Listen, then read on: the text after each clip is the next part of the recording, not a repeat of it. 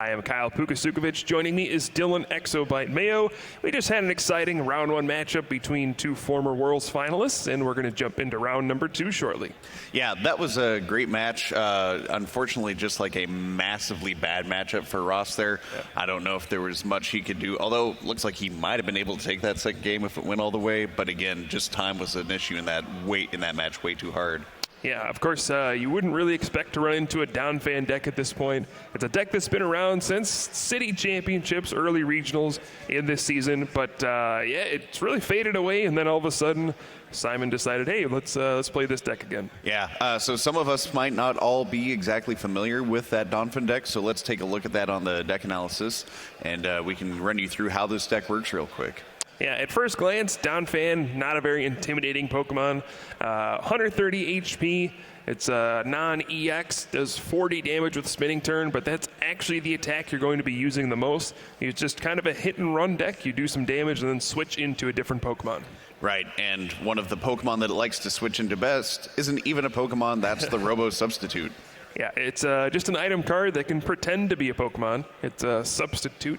You can put it out there, and your opponent can't take any prize cards for it. So you Spinning Turn, switch into Robo Substitute, and even if they knock it out, they can't take a prize card for it. So it's really just doing damage, and then when your opponent attacks, they don't get to take any prizes. Right, so it does a lot to slow down. Not only are you only taking single prizes because of you're not using EX cards, you're also putting that Robo Substitute out there. Of course, plays Hawlucha, another great card in these fighting focused decks, and with Free Retreat also helps with that Spinning Turn switch out. Oh yeah, Flying Press, Hawlucha in general is just a very, very strong basic. Again, at first glance, doesn't seem very powerful, just a 70 HP little basic, but it ends up hitting for big damage, and that's mainly because of all the fighting type support we have, and that's also the reason why Donphan has been so big. We have cards like Strong Energy and Fighting Stadium and Muscle Band. All of these add damage to Donphan's attack and Hawlucha's attack, so you take that 40 damage Spinning Turn, attach a Strong Energy, now it's doing 60. Attach a Muscle Band, now it's doing 80. Put a Fighting Stadium out there, now it's doing 100, and then all of a sudden, you're knocking out Pokemon EX in 2 hits. Right, and then if you need to, they do have that big Wreck attack that you can occasionally hit if you want to put enough energy on there, which is not quite Gaia Volcano, but it's a smaller cousin anyway. It's a mini Volcano. Wreck 80 plus 60 if there's a Stadium card in play, and then you discard the Stadium. Again, 140, not really enough to do anything significant, but when you have Strong Energy, Muscle Band, Fighting Stadium, if you have enough of those damage modifiers, you can actually knock out even Mega or Primal Pokemon. Right, and of course, one of the biggest supporters that in these focused decks focused on fighting is Karina. Yeah, I mean, you get to search for a fighting Pokemon and an item card. Pretty solid searching card. Item cards, of course, are always very powerful. There's so many different ones, so being able to search things out like Versus Seeker, so you can get a supporter for next turn, or one of your Pokemon tools, anything like that, is pretty strong. And then you also get a fighting Pokemon, so it helps you set up your board. Right. One Pokemon that a lot of these Donphan decks will run, although I don't know if Simon's did, is that Aegislash-EX. Yeah, there are many different walls you can use to switch into. Aegislash-EX is one of them for the Mighty Shield ability. You can pretty much wall any Pokemon with special energy cards attached to them. So you just Spinning Turn, switch into Aegislash. We do have some other ones, such as Sigilif, that's one. You can do that Safeguard ability.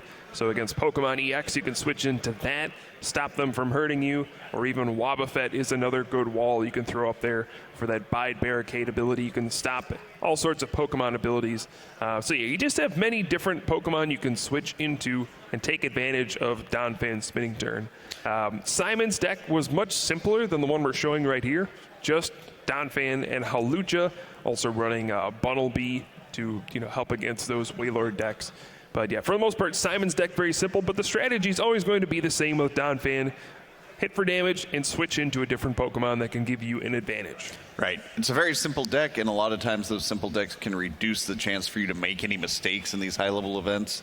So having a deck that with a very solid game plan that you don't need to make a ton of decisions, a lot of times in these higher-end tournaments can just help because of the simplicity of what you need to do. Yeah, and another big card for this deck that really has seen a rise in popularity lately is going to be that Focus Sash Pokemon tool. Only works on fighting-type Pokemon, but it's actually kind of a game-breaking card. If you're at full HP and you're going to be knocked out, well, you actually survive instead, then you have 10 HP left. So Donphan is extremely annoying to play against. You do damage and then switch to the bench, and then sometimes the only way to deal with that is to play a Lysander and bring out the Donphan and try to knock it out. But if it has a Focus Sash, you could play a Lysander, and then it still survives, and it gets to hide on the bench again. So it forces you to play Lysander twice just to get one prize card against Donphan. Right. Normally you're going to be taking 2 prize cards per attack against an EX heavy deck, whereas against this deck, between Focus Sash and Robo Substitute, it might take you 3 or 4 attacks to get a single prize. Yeah, and that's just so frustrating to play against. And Donphan doesn't have the highest damage output as these other decks do, but you can afford to be a little slower taking knockouts when your opponent isn't really getting any prizes. Yeah, so it's a really interesting control deck. It really kind of like flips the meta of going like low EXs. It's similar to the Night March deck in that way, where it doesn't like to play out EXs, tries to make you take quote-unquote extra attacks. Right now that EXs are kind of the standard, that you take 2 prizes, by making you take 6 prizes individually, it really plays with how a lot of decks are set up standardly and how they allocate their resources.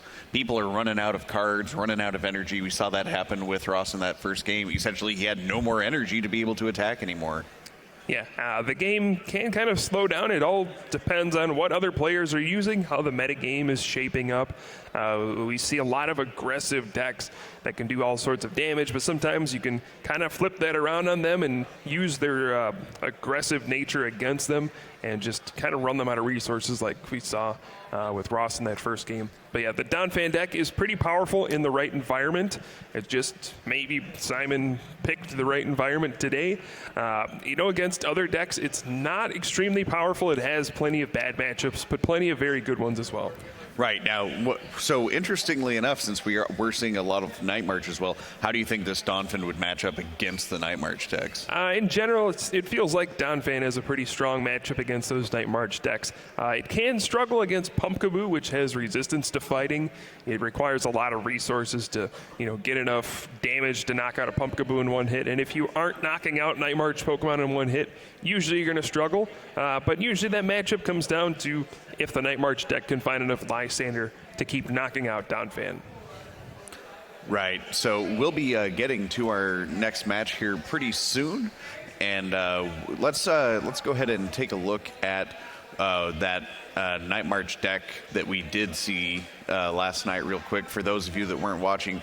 So the Night March deck is the other deck that really doesn't focus on a lot of EX Pokemon, and it's all focused around that crazy Night March attack that looks in your discard pile. Yeah, we did cover this a little earlier, but the Night March deck, it can ramp up very quickly, with the Battle Compressor, get a bunch of Night March Pokemon in the discard pile, and do some big damage very quickly. Right, and so the other decks that we've been seeing a lot of, and the one that we just saw played by Ross Cawthon earlier today, is that big Primal Groudon deck. Yeah, got it under Groudon. Groudon, of course. It's its own Groudon deck box. It's got the special deck box and everything. Yeah, so Primal Groudon, a deck we're seeing a ton of so far at Worlds, and it's pretty easy to see why. It's just a massive Pokemon in pretty much every way. 240 HP, Omega Barrier, that great ancient trait that allows it to pretty much be immune to your opponent's trainer cards, and then Gaia Volcano can do just incredible amounts of damage, knocking out basically everything once it gets powered up. Right, and this is another deck that plays, because it's fighting Pokemon focused, uses that Focus Sash. So even if you do somehow get a big attack off on one of those Primal Groudons, it's going to make it through it. Yeah, it's all about, building up this big tank of a Pokemon and then using things like Focus Sash or Hard Charm to make sure it can survive some attacks. And then once it gets up and running, Gaia Volcano pretty much gets a knockout every time you attack, especially when you have strong energy to add that extra damage. So it's just kind of an unstoppable force. The way to deal with it is kind of what we saw with Simon, where he just kind of wore Ross down with those non-EX Pokemon. That's the best way to go about it, because Primal Groudon thrives on taking those prizes in chunks of 2 against opposing Pokemon EX. Right, and so the version that we have here does have the Groudon Spirit Link, but the version that Ross ran didn't even run that because it doesn't mind giving up that turn. Yeah, that's right. In fact, most players here at the World Championships have opted not to play any Spirit Link in this Primal Groudon deck, just because it takes 4 energy to attack. So who cares if you lose a turn, turning into Primal Groudon? It's going to be a super slow process anyway, and you want to have that benefit of Hard Charm or Focus Sash. So you can't afford to have that Pokemon tool spot taken up by the Groudon Spirit Link. So yeah, Primal Groudon, one of the most popular decks here at the World Championships. Night March, another one of them. But then we see something like that Donphan deck come out, and you never really know what to expect. Right. You also mentioned the Bunnelby, and that's a deck that a lot of decks are playing one of due to the rise of Wailord, and probably why we haven't seen much Wailord here as well. Super versatile card, can actually be helpful in other matchups, but yeah, really is anti-Wailord. Yeah, of course, Wailord EX was the deck that took U.S. Nationals by storm. Just really a surprise deck. Nobody expected that deck. I think it's pretty safe to say that. But yeah, once people figured out the strategy of the Wailord deck, everyone realized immediately, if I play one Bunnelby in my deck, I probably don't ever lose to Wailord. So we're seeing this as just kind of a safety measure. You don't want to lose to that deck because, that Wailord deck did have a lot of good matchups against many of the top decks, but unfortunately just one little Bunnelby can change that. Right, and we've even seen this Bunnelby put into your deck mainly just to stop Wailord, occasionally show up and actually help out in other matchups. A lot of these games that have been going super extended, suddenly players will flip their Bunnelby up front and hit a couple burrows, and suddenly your opponent's running out of cards a couple turns early and can really pull some games out that you weren't expecting. Yeah, I think I saw one yesterday where someone only had 2 cards left in their deck, and Bunnelby came up, burrowed both cards off the top, and, that's game over. Yeah. You can also use Rototiller to recover your own resources. We see Professor Juniper and Professor Sycamore be used pretty much in every deck, and it can be a pretty big drawback sometime if you, discard a bunch of resources and you don't have any way to get them back. But you can just throw up Bunnelby, Rototiller, shuffle them back in. So Bunnelby is pretty much a safety net in a lot of different ways. Yeah, and because it's a colorless Pokemon and only uses colorless energy for attacks, really fits in anywhere. The attacks are cheap. It's probably going to get knocked out if it's up for even a turn or 2 against almost any deck with only the 60 HP and fighting weakness. All the other decks we were talking about earlier have fighting, so even their smallest attacks will take out Bunnelby pretty easy. Yeah, like Landorus EX was used by Ross just to get a quick hammerhead knockout on Bunnelby. It's not meant to really survive very long. We have seen some decks focusing exclusively around Bunnelby, trying to run your opponent out of resources, but for the most part, we're just seeing Bunnelby as a one-of card. Not really something you would expect, but hey, sometimes the game changes so much, and cards like this come up and become relevant. Right, and then the other thing that they're playing in there is they've got both the Wobbuffet, which we saw earlier, and also Silent Lab. Yeah, Silent Lab is really big. Of course, Gaia Volcano needs a stadium card in play to do additional damage, so you need to be running a lot of different stadium cards. Silent Lab is a great choice. It can shut down opposing Shaman EX. It can slow down your opponent by stopping those. Very, very powerful for getting through abilities like Suicune's Safeguard. Of course, stops attacks from Pokemon EX, but if you have Silent Lab in play, you go through that and knock out Suicune.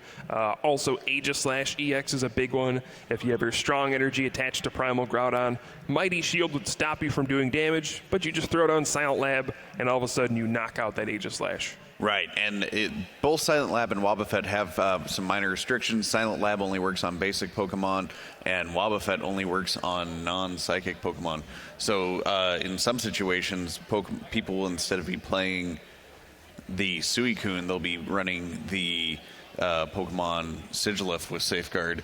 Bide Barricade, of course, also only works if Wobbuffet is in the active position. Yep. So usually you're not using that to get around the Safeguard type abilities, but you can leave it up front while you're powering up your Groudon and just kind of slow down abilities in general. You're not running Shaman, so you don't mind shutting off those Shaman setups while you're getting your Primal Groudon up to 4 energy. So yeah, a lot of different ways that this deck can try to slow the game down to its speed since it's going to take so long.